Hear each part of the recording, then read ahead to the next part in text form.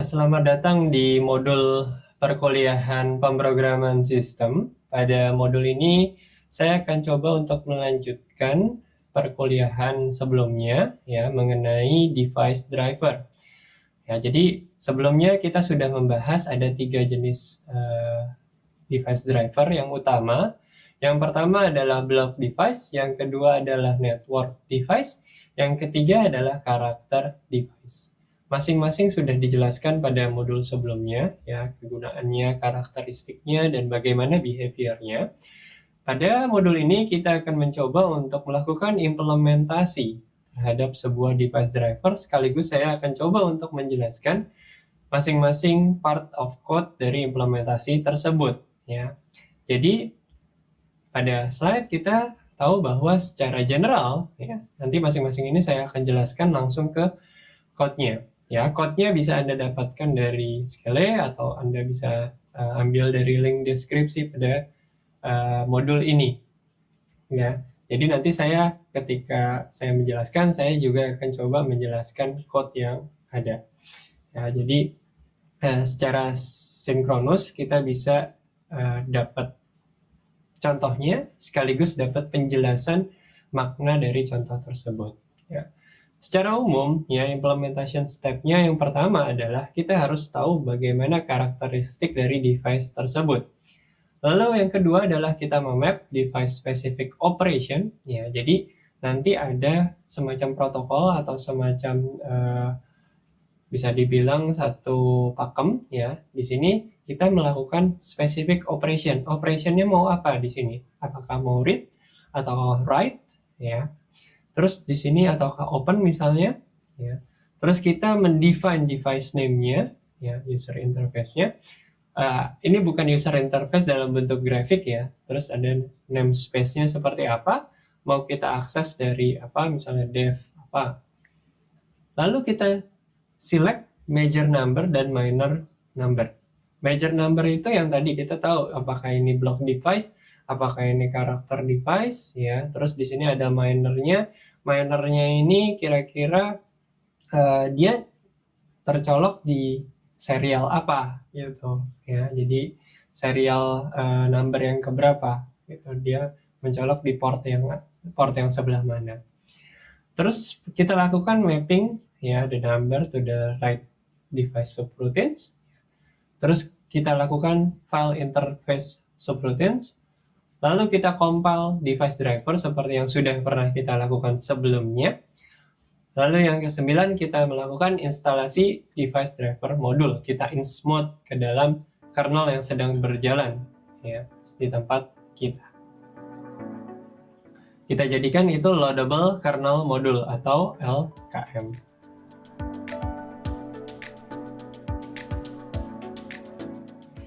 Ya, jadi di sini ada yang namanya major dan minor number. Saya akan coba jelaskan di sini. Major number biasanya itu mendefine, ya, indicates the family of the device, ya. Jadi secara umum device itu adalah device apa.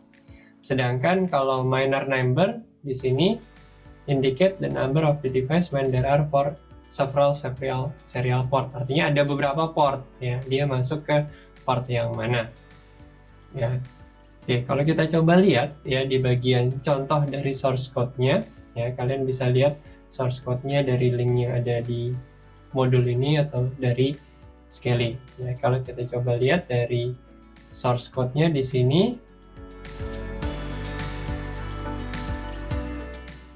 ya, kita coba lihat RD.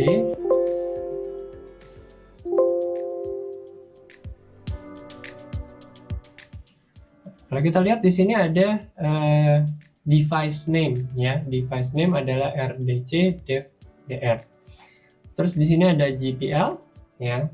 Terus di sini ada autornya siapa. Kemarin kita juga sudah bisa menuliskan autornya siapa. Terus ada di sini description-nya. Ya, terus ada module version-nya. Nah, di sini ada major number, ya, integer major number. Lalu di sini ada karakternya. Di sini adalah salah satu contoh dalam bentuk kita membuat sebuah karakter device, ya, karakter device sederhana dengan maksimum karakter sebanyak 256 karakter. Ya, ini adalah salah satu contoh. Terus ada number open, size of message, ada class, device pointer ke bawah. Oke, kita coba lihat lagi ya, dari point of view sebuah application ya. Karakter device itu sebenarnya adalah sebuah representasi dari file ya. Nah, driver dari karakter device harus mengimplementasi operation di sini. Apakah operationnya tersebut adalah open atau read ya, atau di sini misalnya write. Nah, di sini karakter driver ya harus mengimplementasi operation yang di-describe di dalam struct file operation ya. Di sini kalau kita lihat di dalam code-nya, kita coba highlight ke dalam code-nya. Di sini ada namanya static struct file operation. File operation-nya apa saja di sini? Dia buat dulu di sini strukturnya ya, karakter device ada dev open, ada dev release, ada dev read, dan ada dev write ya. Jadi ini adalah operation yang akan dilakukan terhadap karakter device kita. Nah, file operation-nya ini apa saja? Ada dia sebagai open, terus ada .read, .write, sama .release. Yang di atas ini adalah yang kita define, function yang kita define. Ya, itu adalah salah satu contoh file operation-nya dari suatu karakter device.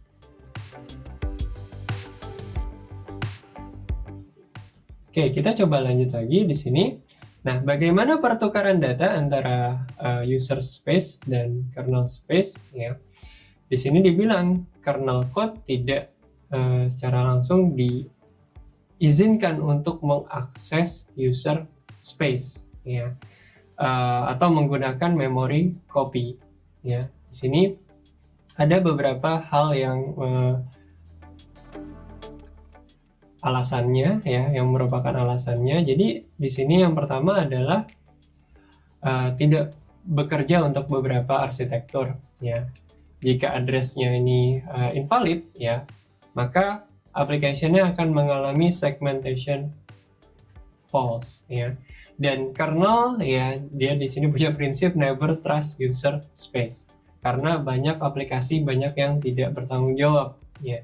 Artinya penulisannya kurang bagus ya, atau code-nya kurang bisa dipertanggungjawabkan, makanya kemungkinan akan lebih banyak error. Jadi lebih baik abstraksi kesulitannya itu ditaruh di dalam device atau di dalam kernel space ya.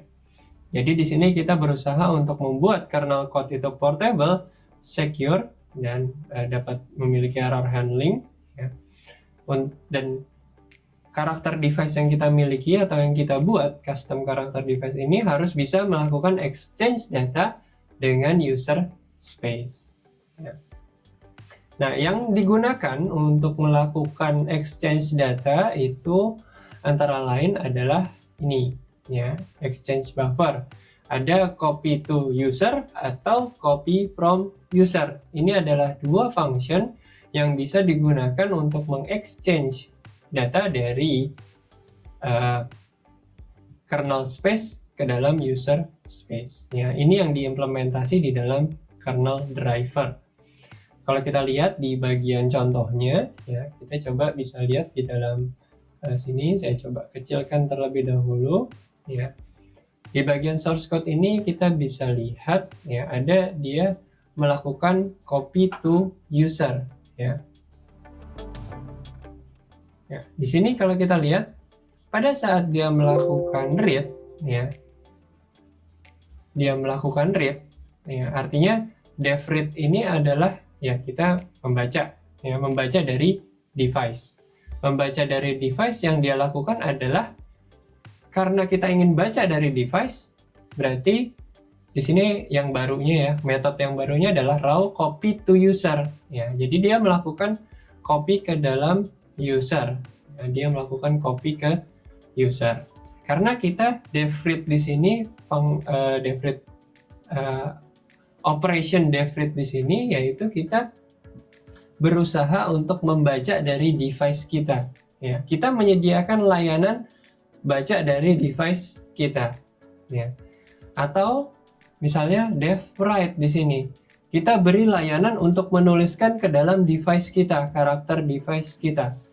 Yaitu dengan menggunakan raw copy from user. Jadi dia mengambil dari user space untuk bisa dikopikan ke dalam karakter device yang kita miliki. Ya, jadi mudah-mudahan bisa tergambarkan ya, ada dev write, ada dev read. Kalau kita lihat dev write dan dev read itu adalah file operation yang di-define sejak awal. Nah, tadi kan protokolnya adalah kita harus bisa mendefine terlebih dahulu operationnya apa saja. Ya, di sini ada read dan write. Diimplementasi dalam dev read dan dev write. Technical implementasinya bisa kita lihat tadi di bagian bawah. Ketika kita mau read, yang kita lakukan adalah kita mengcopy buffer dari, ya. Jadi kalau kita mau read dari device, berarti kita copy-nya ke user. Kalau kita ingin menuliskan ke dalam device, berarti di sini kita lihat copy from user. Ya, jadi dua metode tersebut yang bisa kita gunakan untuk melakukan pertukaran data. Ya, ini adalah operation di dalam device-nya, ya, yang kita sudah coba untuk implementasi di sini. Ya, structure operation, salah satu contohnya. Implementasinya bisa kita lihat ya seperti bagan ini. Jadi kalau kita lihat bagan ini melakukan representasi, ada program di sini, ada user program, aplikasi, kita menyebutnya aplikasi.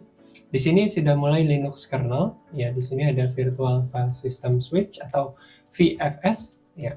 Dan di sini user ya dia menggunakan library standar library C function atau library yang bebas digunakan oleh aplikasi tersebut. Ya ada write, ada close. Di sini ada VFS-nya. Lalu di sini ada driver, ya. Driver di sini dia melindungi, ya bisa kita katakan dia me-encapsulate pekerjaan-pekerjaan untuk mengakses ke dalam hardware. Ya, kita definisikan di sini operation-nya, mau itu open, read atau write seperti yang kita lakukan di sini, di code yang kita buat ini.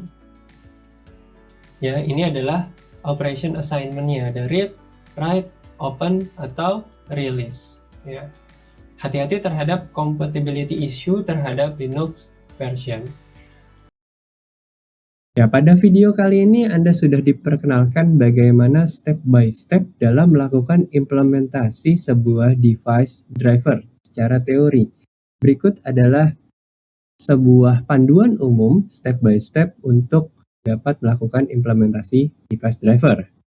Nah, pada video selanjutnya kita akan coba melakukan eksperimen secara langsung, menuliskan suatu source code, dan kita lakukan kompilasi device driver. Oke, sekian video kali ini dan terima kasih.